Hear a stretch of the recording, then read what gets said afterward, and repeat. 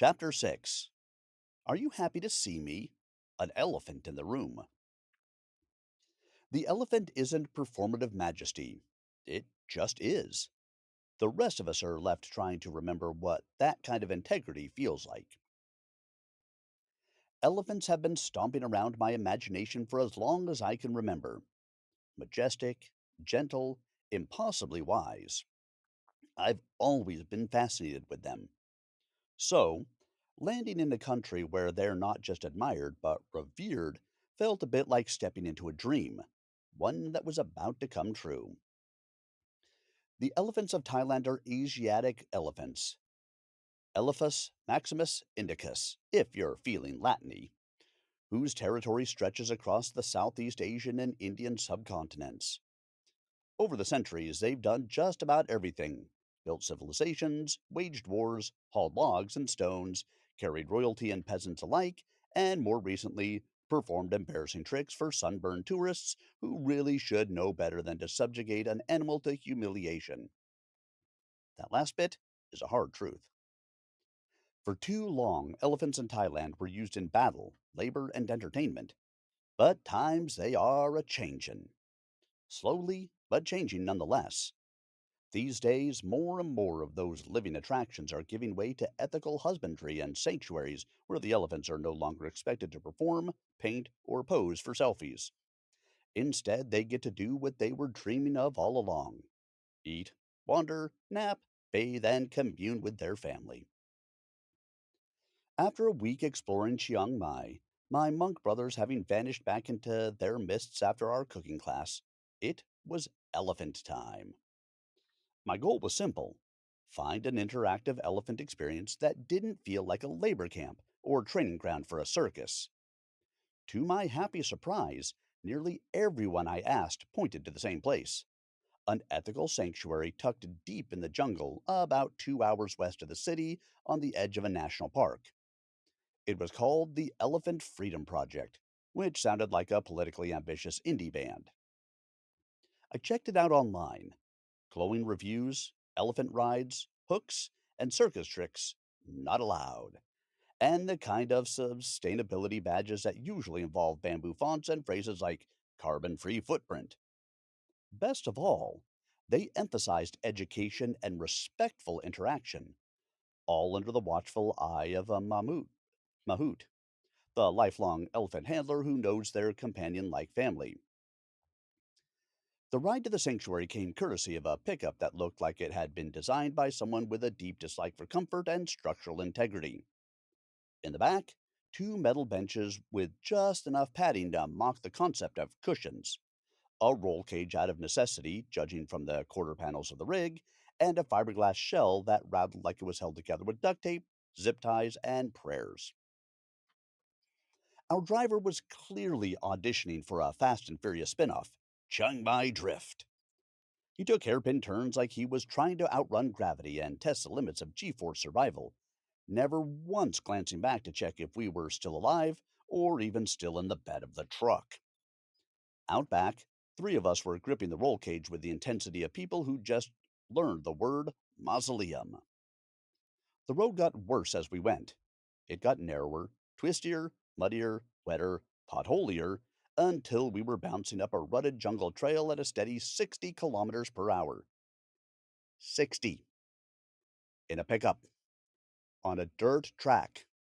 Was it fun? Sure, in an Eli Roth flick way. At one point, I caught the other fellow muttering something that sounded suspiciously like a prayer. Well, his wife's expression said, "We paid for this?" Meanwhile, I was clinging to that metal frame like a man desperate to not fly out the back. This was not transportation. This was a trust fall with a souped up engine and a maniac at the wheel.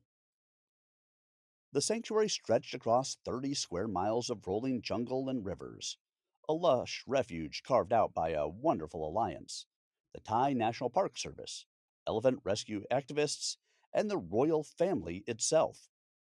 It wasn't a zoo or a petting farm or another social media backdrop disguised as conservation. It was land set aside with intention, a living, breathing expanse where elephants could simply exist doing their elephanty things. Michael moved with the quiet ease of a man who'd swapped city noise for the hills' soft whispers. He told us there were 6 camps spread across the reserve, home to about 200 rescued elephants. Each elephant had a mahout, not a master, but a companion. 200 pairs, linked not by chains or commands, but by trust and care. No hooks, no tricks, no riders. This was no circus. This was respect. Elephants, like people, carry more than just weight and wisdom. They carry moods, memories, emotional baggage. The sanctuary honored all of it. Only 6 visitors were allowed in the full day program, twice a week. The rest of the time, the elephants did what elephants do best: eat, bathe, snooze under shade, wallow in mud spas, and exchange low frequency gossip that no human could ever decode, living their lives with no stress or spectacle. Michael explained there was another section for those elephants comfortable with a bigger crowd, 30 visitors a day, carefully managed in shifts. But the ones I came to know preferred quiet company. I was grateful for that. I didn't come here only for myself. Part of me came for my father. He and I didn't always see eye to eye on most things. We didn't even share a horizon. But elephants were different. Conservation, too. That was as close to sacred common ground as we had. My dad spoke of elephants the way he revered early Dixieland jazz and a curveball that broke just right for the strike. They were sacred to him, carved from a finer, forgotten world. He never got to see one up close before he passed in 2005. So, this day wasn't just mine. It was a kind of pilgrimage and homage, paid in patience. A quiet offering in a place where giants still walk slowly, without apology. For once, the elephant in the room had room to breathe, to be seen, and maybe understood. I like to think my dad would have loved knowing that I would be up close and intimate with a pachyderm. By the time we rattled to a stop, joints aching, brains sloshed from the full space mountain experience on rutted mountain roads, we were greeted with bottles of cold water and bundles of clothing that looked more ceremonial than comfortable. Shirt and pants woven in a distinct color pattern were the kind you might expect to see in folkloric tapestry or a children's book about jungle tribes. The cut was generous. Let's call it one size fits some. Mine fit like a cross between hospital scrubs and a sack race costume. Michael explained, with the calm certainty of someone who had given this speech many times, that these uniforms weren't for our benefit. They were for the elephants. The pattern, he said, was familiar to them, worn daily by the handlers they knew and trusted. By donning the same outfit, we were signaling to these intelligent, emotionally complex animals that we were part of the tribe and not a threat. Once suited up and resigned to our new fashion identities, we were led to a shaded area for orientation. What followed wasn't some breezy welcome chat. It was a sharply delivered, no nonsense session just shy of an hour. No fluff, no pandering. The kind of briefing that makes you sit up straighter, not just because the benches were slabs of hardwood, they were, but because you could feel right away. This wasn't about petting elephants and snapping selfies. This was about respect, about understanding the animals and the very real possibility that came with being near them, and the harm that could be done by getting it wrong. We learned about the Asian elephant's life cycle, their social bonds, the layered meanings in their vocalizations and body language: ears, tails, trunks, eyes, every twitch a kind of Morse code. We were taught how to interact, where to stand, when to move, how to read the signals, and most critically, what not to do if we wanted to avoid getting pancaked. Because elephants are huge and strong and far more agile than you'd expect. Majestic? Yes. Gentle? Often. But also fully capable of turning you into a lurid smear if startled or annoyed. And well, I'm sure there are worse ways to go than being squashed by an elephant in the jungles of northern Thailand. I can't think of many that would be quite as memorable for your grieving friends. Oh, you didn't hear? Yeah, Larry zigged when he should have zagged. Tragic. But what a way to go, huh? Mustard on that Hebrew National? After our elephant etiquette seminar, we graduated to vitamin prep. We sat around low wooden tables and assembled pachyderm vitamin packets by hand, filling banana leaf wraps with a mix of smashed bananas, tamarind, salt, and brown rice, pounded to a pulp with mortar and pestle. Each of us made two, and the mood was light, more kindergarten craft time than wilderness survival. Then it was time for first contact. We followed a narrow dirt path down to an open sided, covered corral which provided shade. Three elephants waited like seasoned greeters, casual, curious, and clearly aware that the new guests had brought edible gifts. Their trunks lifted as we approached, like periscopes, swaying side to side to sniff the air. Their massive bodies swayed with a rhythm that felt like ancient and measured, not impatient, but a kind of anticipation that portrayed something that I didn't understand. They looked us over with wise eyes, clearly sizing up which of us might be the easiest mark. We were instructed to step forward, introduce ourselves using soft voices and gentle, fluid movements. Those trunks? They shot forward with laser precision. My first packet vanished in a blink, suctioned up and deposited mouthward in a single graceful motion that defied belief in its speed and dexterity. It startled a laugh out of me. Part joy, part what just happened? It turns out that speed and accuracy is standard. I asked if the elephants were extra hungry today or just showing off. Michael, our instructor, smiled. They love their vitamins. Apparently, that level of enthusiasm is par for the course, and every visitor gets the same eager reception. The second packet was hoovered up just as quickly. Once the packets were gone, each elephant gets six per day, meaning the sanctuary staff, visitors, and mahouts prep around 1,200 daily. We moved on to the buffet phase. Bucket after bucket of chopped sugarcane, bananas, corn on cobs, along with the stalks. The elephants dove in, trunks dipped and curled with balletic grace, plucking food from our hands with unfussy confidence. If we hadn't run out of produce, I'm convinced we'd still be there watching them grasp and chew with contented thunder. I asked Michael about their diet. Each elephant eats around 500 kilos a day, he said without drama, but with just enough poetic pause to incorporate that mass into our brain pan. That's over 1,000 pounds of food per elephant every single day. I looked at the size of them again, at the powerful yet quiet dignity with which they moved and ate. Awesome. Elephants bond with visitors, or don't. And if they don't bond with you, there's nothing you can do to earn their trust. Basically, you're persona non grata in the elephant kingdom at that point. They talk, you see. In our case, the trio was a family grandmother, mother, and granddaughter who were inseparable. Michael told us elephants live their whole lives wrapped in family ties, a kind of loyalty that puts humans to shame.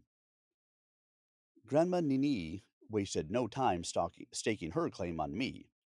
I stood there rubbing between her eyes, right at the top of her trunk, where her skin folded like thick leather. The humid jungle air buzzed with cicadas and bird call. The scent of hot earth and crushed foliage mixed with the faint musk of the elephants themselves, a raw, powerful perfume of wildness. I was in full open heart, loving kindness projection mode, whispering soft nonsense into her enormous floppy ear, the rough edges like worn velvet. You know, like we all do when we meet a new puppy for the first time. Yes, we all do it. Don't even think about denying it. Then suddenly her trunk, thick as my thigh, but shockingly nimble, curled around me like a living rope, strong enough to snap thick bamboo in a flash, but surprisingly gentle. The grip pulled me closer, a silent but firm claim of affection. I kept rubbing her, my palm tracing the cracked, ridged texture of her skin, while her trunk explored me like a curious cat, drifting slowly up and down, brushing past my chest and shoulders. I thought she was searching for snacks until her handler from Myanmar flashed a mischievous grin, whispered through our interpreter that Nini wasn't just hungry, she was memorizing me, my scent, my feel, the whole package. So there I was, marked by a wild creature as hers, a pachyderm girlfriend. I was going to have a serious discussion with Dolores back in town. The jungle seemed to hold its breath around us. The rustle of leaves, the distant clatter and cries of monkeys, the soft murmur of the river nearby, all fading into the background of this intimate moment. I kept up my end, whispering admiration and affection into her ear. The next part of our day was a slow motion jungle hike with our pachyderm gals, an hour or so of ambling through towering grasses and bamboo groves that hugged the riverbank. Yes, they were eating. Again. Close enough to count the whiskers on their trunks, I watched them strip leaves from bamboo stalks as tall as 5-story buildings. They'd bend them over, then let the natural snapback deliver a leafy payload straight into their curled trunks, with the precision of a sushi master plucking a single grain of rice with chopsticks. There was no denying the grace of those trunks. Delicate, deliberate, beautifully alive. At some point, I started wondering just how much bamboo these ladies could devour before the grove looked like a post apocalyptic stick farm. I leaned toward Michael and asked about regrowth, sustainability, and whether we were witnessing the last stand of bamboo near camp. He smiled and reassured me. This particular species was a botanical powerhouse, lining every river and stream across the sanctuary. Bamboo is the energizer bunny of the plant world. It starts growing back the instant it's nibbled or snapped, releafing fully within a week if left alone. The mahouts rotated the elephants' dining spots to keep the buffet fresh. There we were, 7 humans following 3 lumbering leaf munching dynamos as they drifted from one stand to the next. The tall grass swayed, the river murmured. The jungle seemed to take a deep breath with us. Every now and then, Nini glanced back to make sure I was still hanging out with her. For all their power, these girls had mastered the art of slow living, one bamboo stalk at a time. There was one plant, something I had dismissed as a big weed, that the youngest elephant, Josie, had a fondness for. We were ambling along a sandy riverbank path, the sun filtered through tall grass and drifting seed fluff, when she caught the scent or sight of it.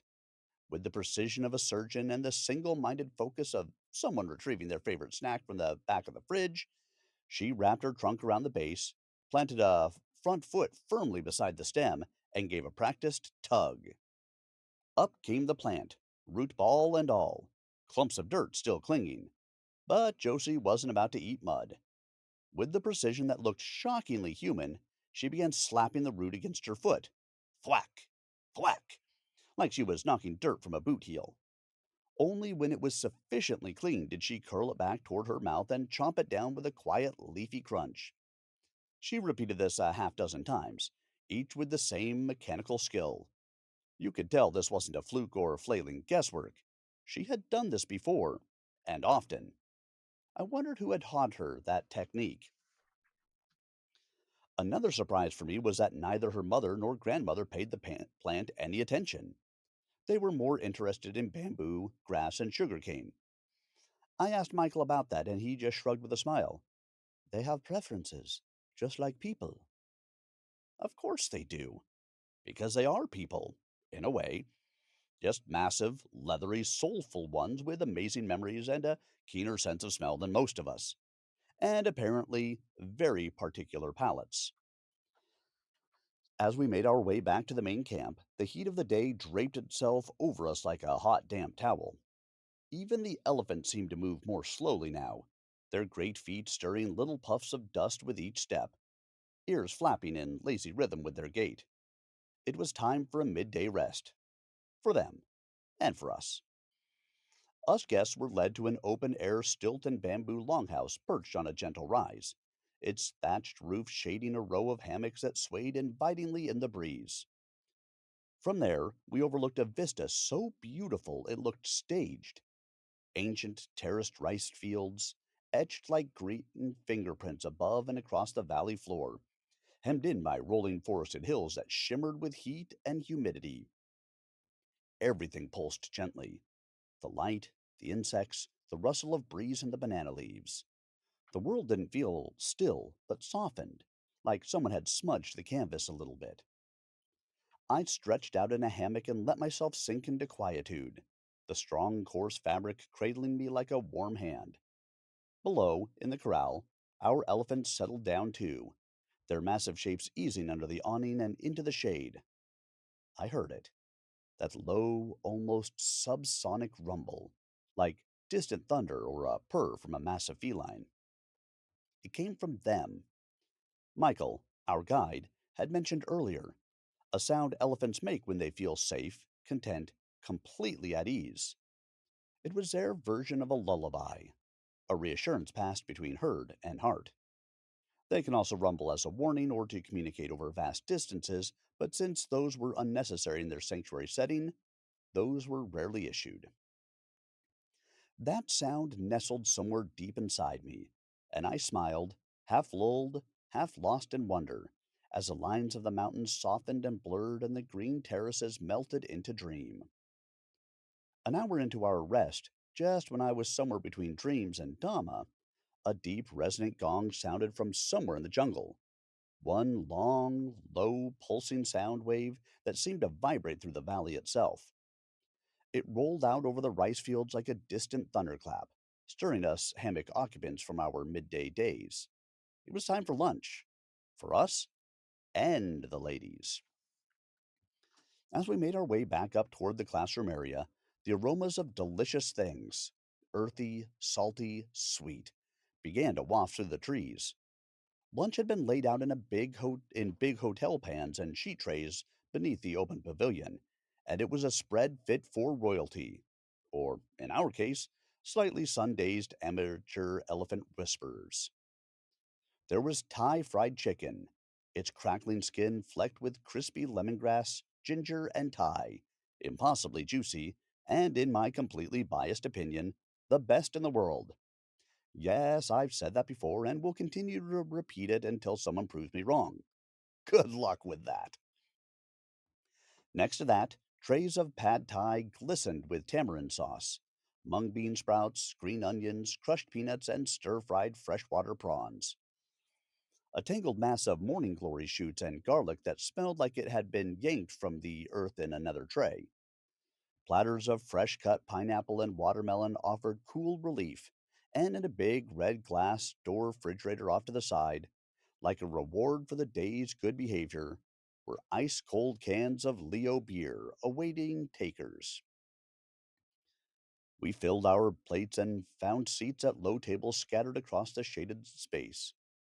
The vibe was mellow and familial. Shoeless feet tucked beneath us, soft laughter, the clink of forks, spoons, chopsticks, and can snaps. Somewhere nearby, the handlers were feeding the elephants their lunch of mountains of bananas, sugarcane, and greens. We could hear their powerful muscles masticating the tough sugarcane with loud crunches as the fibrous, thick, and tall grass gave up their sweet juice, punctuated every so often by the unmistakable trumpet of one of the girls. Michael grinned the first time it happened. "That's a hurry up and finish your meal trumpet," he said. "She's ready to play." I wondered just what playtime with an elephant would entail. I hoped rugby and wrestling were off the table. We laughed, but there was something sweet about it too. It's a rare, beautiful, and comforting thing to feel wanted by anyone, really, but especially by an elephant with a soft spot for your presence. We lingered a bit, letting the sun drift across the sky, letting our food settle, letting the call of the jungle and the elephants pull us gently toward the afternoon. After lunch and the final swig of lager had been drained, it was time to regroup at the corral for what Michael called elephant spa hour. Mud bath and river playtime. Sounded delightful. For them. For us, it was going to be a lot messier. As we waited for the handlers to finish prepping the riverbank area, I noticed a beat up acoustic guitar hanging from a peg on one of the support beams of the corral. It only had 5 strings, all of them straining in slightly different emotional directions. But I couldn't resist. I picked it up, twisted a few of the tuners into something resembling EADGBE without the first string. That would be the top high E for you non players out there, and started to strum out a few warm, open major chords. Simple stuff, campfire stuff, music made for open air and sun soaked afternoons. I wasn't really expecting a response, maybe a polite ear flap at best, but what happened next almost stopped me mid verse. All three elephants turned toward me in unison. Their ears perked slightly, trunks lifted, heads began to sway gently in rhythm with the chords, as if they'd heard this song 100 times before and were happy to be reunited with it. It was surreal. A tiny moment of connection carried on a breeze, a beat, and a few half tuned notes on a borrowed guitar. I kept playing, letting the music drift up toward the treetops, watching as Nini, Josie, and the middle elephant, whose name I never caught, moved in slow synchronicity, swaying, listening, maybe remembering. Josie even let out a low, rumbling purr, the same contented sound we'd heard during our hammock nap, deep and comforting like the hum of a distant double bass.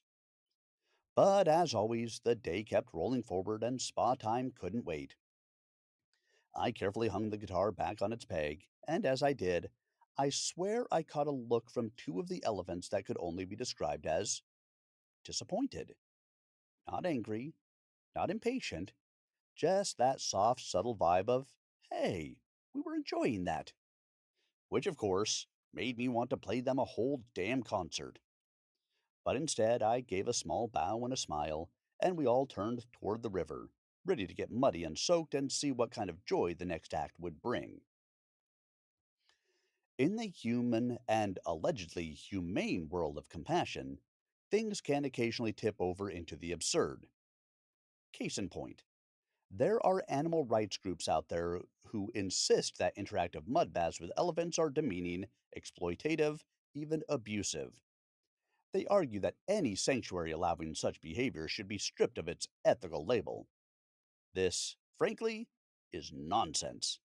Sanctimonious, opportunistic, PR chasing bullshit. This kind of hyperbolic claim isn't about elephants. It's about airtime. It's about lobbing a provocative grenade into the discourse to snag a few headlines, push an agenda, or fundraise off the outrage machine. It's performance activism at its most cynical, and it's dangerous. Let me be clear. There is nothing abusive about giving a rescued elephant a mud bath. These are not wild elephants being wrangled against their will. These are animals who have spent their entire lives with humans, often in exploitative conditions, and have been rescued, rehabilitated, and gently reintroduced to trust, care, and play. They have always received baths, scrubs, interaction. They know how to say no. Believe me. If an elephant doesn't want something, that something is not happening. These are 5-ton, hyper intelligent creatures with the power to flip an SUV and the self awareness to hold a grudge for decades. If they didn't want that mud scrub, you'd know. To deny them that joy, that bonding, that soothing contact because of a manufactured sense of human guilt isn't ethical. It's patronizing. It strips them of agency and ignores the reality of their lived experience. So, no, slinging handfuls of cool, silky mud, then rubbing it gently into their hide and onto an elephant's back and flanks while she rumbles contentedly and leans into your hand is not abuse. It's affection, it's trust, and it's earned. And if you were into the shame blame game and don't like the rebuke, too bad. I'll happily put together a large and distinguished panel of actual experts in these matters to teach you some manners and maybe a little knowledge as to the true nature of things in the real world along the way. That deep tissue mud scrub we helped with, on their bellies, behind their ears, along their flanks, wasn't just accepted, It was adored. Nini and her offspring leaned into it with unmistakable pleasure. Nini especially threw her considerable weight into each stroke, gently but firmly pressing her massive body against me with every new handful of silky, warm mud I rubbed into her leathery hide. Her eyes stayed on me, soft and golden, and her trunk followed my every move with a kind of wordless choreography. At one point, she gently prodded my hip, then nudged behind her ear with her trunk. Clear as day. Right here, please.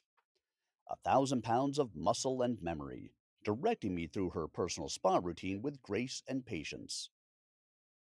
There's something humbling, almost holy, about being that physically close, that trusted by a creature who could crush you flat, but instead chooses to nuzzle and lean and guide. I wasn't just washing an elephant, I was in service to her comfort, to her care, and it felt sacred in a way I hadn't expected. When it came time to rinse off, we ambled down to the river, Nini and I, hand in trunk. She curled the tip of her trunk delicately around my hand as we walked, like a child holding a parent's hand. At the water's edge, all three of them, grandmother, granddaughter, and daughter, waded in and exploded into joy. They frolicked. There's no other word for it. Trumpeting, rumbling, ears flapping wildly as they splashed and sprayed, dunked and danced in the cool water. One minute I was filling a bucket, the next I was drenched from head to toe by a trunk cannon blast. We soaked each other in a glorious, muddy, watery melee of laughter and rumble purring. I was laughing like a crazed lunatic, fully unhinged in the best way as Denise snuck up behind me and blasted half the river down my back. It was play, pure and unfiltered. An interspecies water fight where we all understood the rules, and no one cared who won. BTW. Trunks beat buckets every time. Dried off and a little sunburned, I stood at the edge of the day in front of Nini, the old matriarch who had, for reasons known only to her mysterious elephant heart, chosen me as hers for the day. I looked into her eye, golden, calm, impossibly deep, and felt my own reflection vanish into something bigger than myself. It's disarming, almost destabilizing, to meet the gaze of another being who is not human, who cannot speak your language, and yet somehow sees you. Not just the approved garb clad tourist with mud in his ears, but you, stripped of all pretense, all noise. In that eye, I felt understood and accepted in a way that most of us spend our whole lives chasing in the faces of our fellow humans. I tried to send her everything, every ounce of gratitude and reverence I could muster. I poured it out through my eyes, through some unseen channel between us that didn't need words. Goodbye, I told her. I love you. Thank you. I'm sorry we live in a world that hasn't always been kind to you. You deserved better. She blinked slowly, her great lashes fanned out like black feathers, and she leaned in, gently, as if to say, I know. It's all right. I remember the good ones. And that was it. I started crying. Not the discreet, noble kind, but the full, heaving, chest caving sobs of someone who just realized something true and enormous about the world and themselves, and the fragile, feral miracle of connection. I don't cry often, not unless someone dies, someone says with purity, I love you, or a dog does something heartbreakingly noble in a movie. But this broke me wide open. I probably won't see her again. Life doesn't work like that. But in the fantasy version of my future, where I finally wise up and trade in deadlines for dawns, traffic for trees, I move to that sanctuary, volunteer full time, and spend my days rubbing mud on beautiful elephant flanks while listening to them rumble out their wisdom like a jungle lullaby. Elephants remember. It's not a myth. It's been studied, filmed, documented, and proven time and again.